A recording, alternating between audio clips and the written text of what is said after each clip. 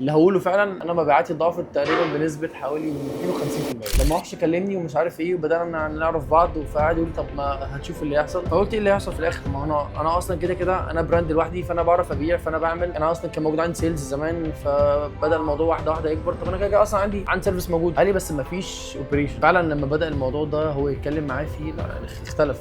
انا اثر حتى على مبيعاتي، على فكره الفول اب بعد ما الناس بتشترك، وعلى فكره كمان الرينيو. الموضوع كان زمان كان ممكن يبقى فيه اهمال بسبب بصراحه يعني كل ما عدد العملاء بيزيد انت ما بتعرفش تمانج الموضوع قوي، فلازم يكون حد معاك كوبريشن. لا ساعدونا كمان حتى في الاوبريشن، بقى عندي سيستم اوبريشن مش موجود عند حد كتير، حتى هم لسه معترفين بالكلام دلوقتي. انا عندي كمان سيرفيس جوه الاوبريشن جديده انا جودت فيها، يعني بعيدا عن اللي اتعلمته هناك او اللي شفته عندكم هناك، لا انا كمان زودت. فلا يعني انا اتطورت بصراحه، بقول لك بنسبه تقريبا 250% كمبيعات، غير رينيو. يعني رينيو لا تقريبا وصلت فيه فوق ال 40% زياده، بس يعني عشان انا اصلا كان في سيرفيس موجوده فعلا زمان، بس دلوقتي بقت السيرفيس بقى فيه كواليتي اعلى بكتير من زمان.